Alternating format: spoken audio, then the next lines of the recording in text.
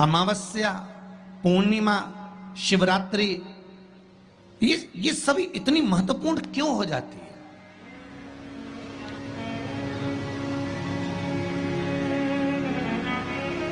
इसकी महत्वता इतनी प्रबल क्यों हो जाती है? किस लिए?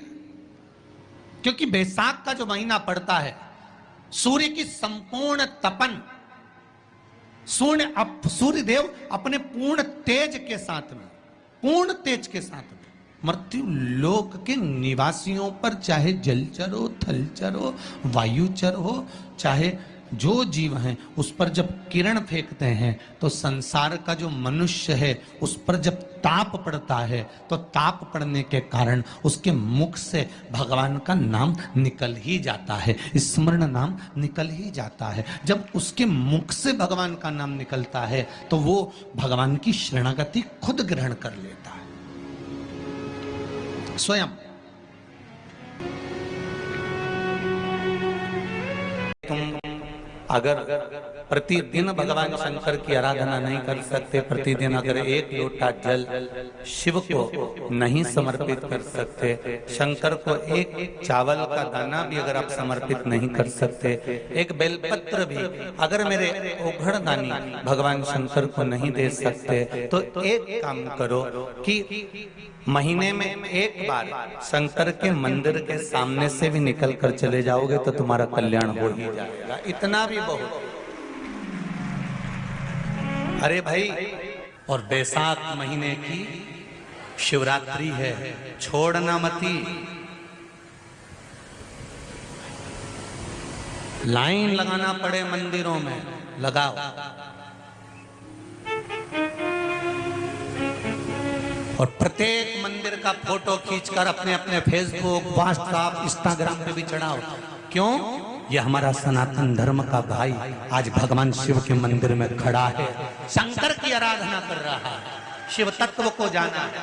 अभी तक शंकर तत्व को, शिव तत्व को, ये शिव जी को तो लोगों ने छुपा दिया था। क्यों? क्योंकि अगर शंकर जी का भजन करेंगे, पानी चढ़ाएंगे, बेलपत्र चढ़ाएंगे, बेलपत्र का महत्व कौन जानता था?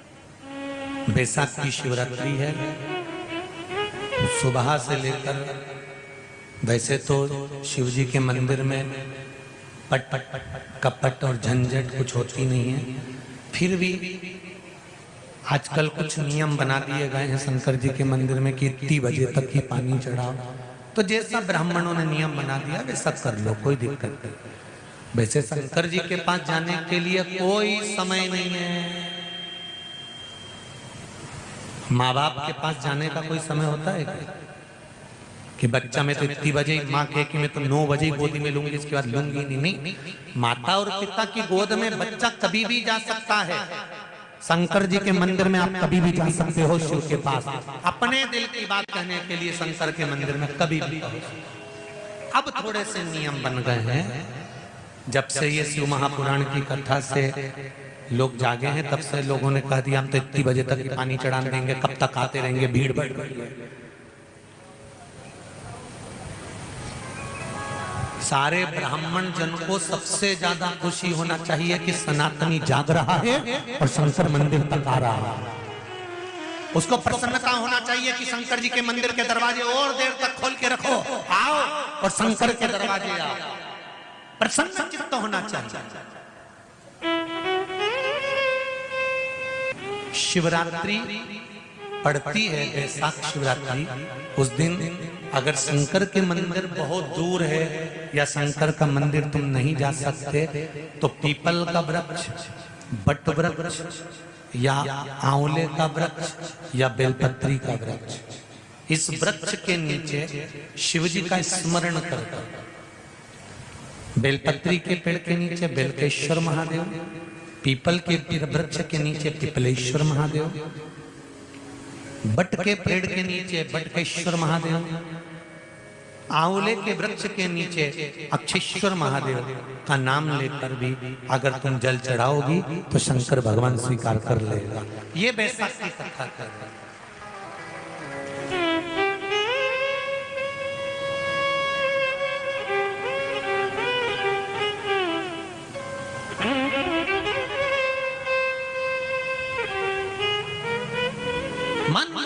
मंदिर नहीं जा पा रहे। कई लोग हैं हमारे शहर, हमारी सिटी में, हमारी कॉलोनी में, हमारी सोसाइटी में मंदिर नहीं है। हम इतनी दूर कैसे जाएंगे? हमारी कॉलोनी से हम कहाँ जाएं? हमारे पाँवों से नहीं बनता, शरीर से नहीं चला जाता, तो क्या करें?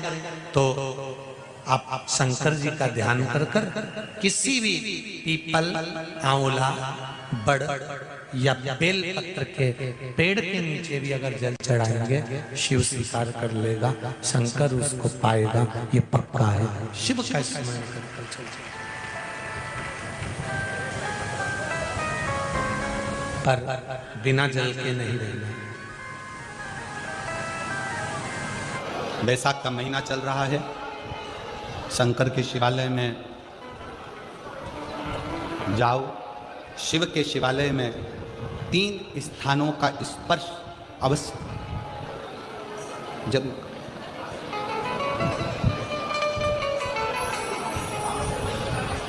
किसी मंदिर में शंकर जी के शिवलिंग को छूने नहीं देते, जैसे दक्षिण साइड में, साउथ में, तो अपने ही घर में जो शिवलिंग है उसके 3 स्थानों का स्पर्श अवश्य करें। समझिए,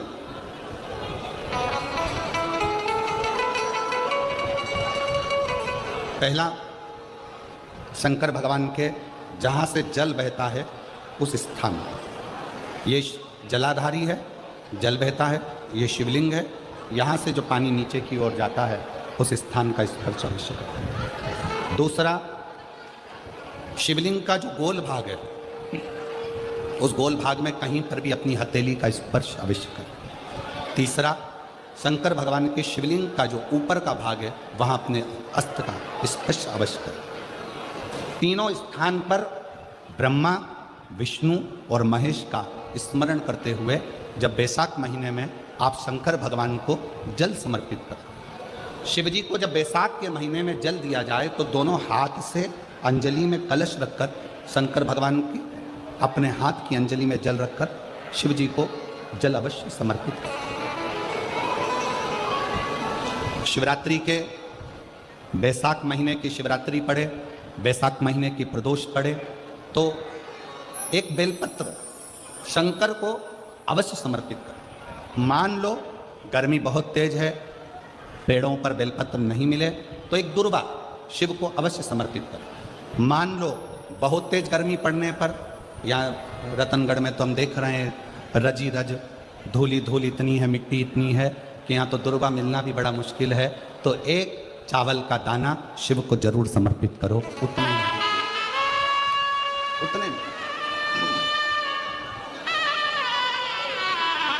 और हाय, आई एम शांतनु। आपका नाम? मोहब्बत।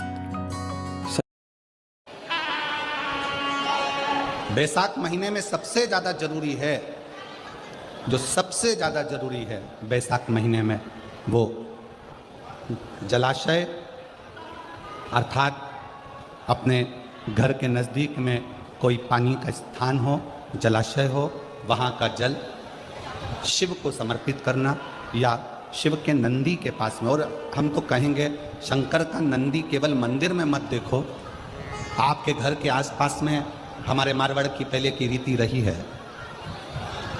राजस्थान में बहुत सालों पहले, जब लगभग 19 से 20 साल पहले हम फलोदी में आए थे, 20 साल पहले, और 20 साल पहले जब हम फलोदी में आए थे राजस्थान में, तो हमने उस फलोदी राजस्थान में देखा था कि प्रत्येक घर के बाहर पत्थर का एक छोटा सा कुंडा जैसा होता। 2 चीजें हमने फलोदी राजस्थान में प्रत्येक घर के बाहर 20 साल पहले देखी थी। एक इतना बड़ा कुंडा पत्थर का जिसमें लोग भोजन रख देते हैं, और एक बड़ा सारा कुंडा जिसमें लोग पानी भर देते हैं, जिससे चिड़िया, पशु, पक्षी, गौ माता सब उस पानी को पीती रहे और आपका और हमारा कल्याण होता रहे। इस भाव से प्रयास करो। शिव जी को तो जल समर्पित करो,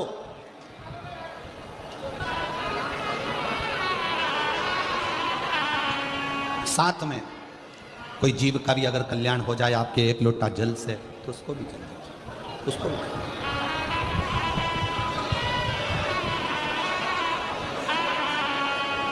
शंकर भगवान भगवान ओघड़दानी शिव, जिनका चढ़ा हुआ जल केवल मात्र स्पर्श, आचमन, दर्शन आपका और हमारा कल्याण कर देता है।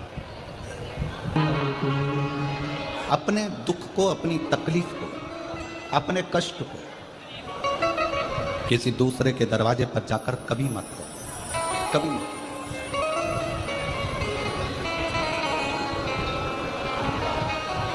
अपने दुख को, अपनी तकलीफ को शिव जी के मंदिर में जब एक लोटा जल चढ़ाने के लिए जाओ, जब शिवालय में एक लोटा जल लेकर जाओ, जल चढ़ाते समय पंचाक्षर षडाक्षर मंत्र का जाप, श्री शिवाय नमस्तुभ्यम का जाप करो।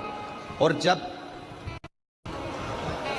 शिवलिंग, जलाधारी, ये चरण जहाँ से पानी बहकर नीचे गिरता है, वहाँ अपने हाथ को लगाकर अपने दुख को, अपनी तकलीफ को शंकर के उस अशोक सुंदरी गणेश कार्तिकेय के स्थान का स्पर्श करते हुए बाबा से जरूर कहो कि जैसे ये तुम्हारी बेटी है उसी तरह मैं तुम्हारी बेटी हूँ, जैसे तुम्हारे ये बेटे हैं वैसे मैं तुम्हारा बेटा हूँ। इनके दुख को आपने मिटाया था, मुझे भी अपनी बेटी मानकर मेरे दुख को मिटा दीजिए, मेरे दुख को समाप्त कर दीजिए। किसी से मत कहो पर शिव से कहो, शंकर से कहो।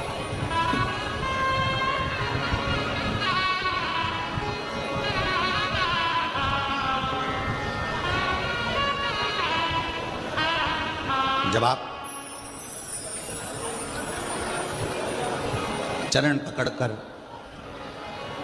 अशोक सुंदरी की जगह पर अपने हाथ का स्पर्श कर कर, गणेश कार्तिकेय के स्थान का स्पर्श कर कर शिव से कहोगे तो शंकर अपनी औलाद आपको बनाएंगे और अपनी पुत्री समझकर आपका दुख जरूर मिटाएंगे। पुत्र से श्री शिवाय नमस्तुभ्यम ज़्यादा नहीं तो 11 बार तो निकाल लिया करो। ये शरीर, ये हृदय, ये चित्त, ये वृत्ति परमात्मा के चरणों में क्या करता है?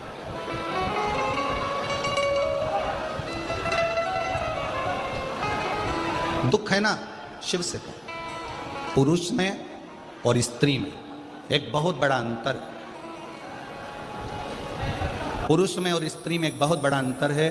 पुरुष एक कान से सुनता है, दूसरे कान से निकाल देता है। स्त्री दोनों कान से सुनती है, जुबान से निकाल देती है।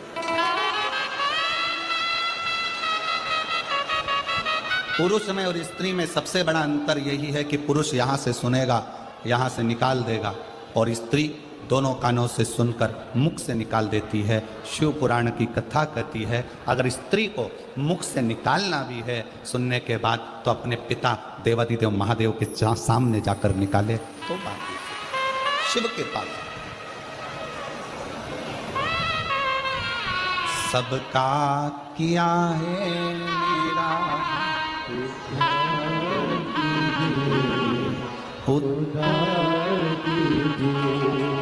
हे त्रिपुरधारी, हे त्रिशूलधारी। आपने सबका कल्याण किया तो मैं कैसे रह गया? मेरा उघड़दानी, मेरा शंकर भगवान उसी को बुलाता है जिसकी झोली उसको खुशियों से भरना होता है। खुशियों से श्रवण किया था कि